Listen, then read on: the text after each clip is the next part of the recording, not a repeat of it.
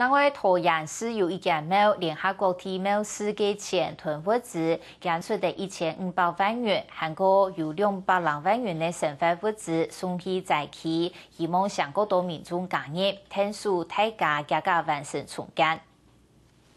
普碰到以上有上嘅物资，地部总系3区小兔自嚟到生活用品。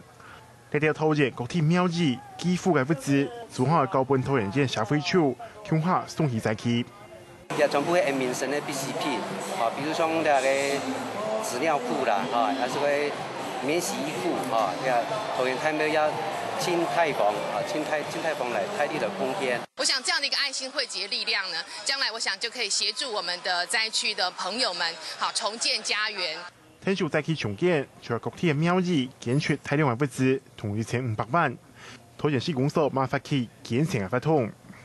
大家有錢出錢，有力出力。我想我們很多志工也到現場去服務了。我想這種愛心我們希望落實在我們南部的災親鄉親好朋友的實質上。桃園市公家單位結合民間團體，天數災區無償派撒，大家捐錢出力，為本災區居民清洗菜啊清好嘅天數。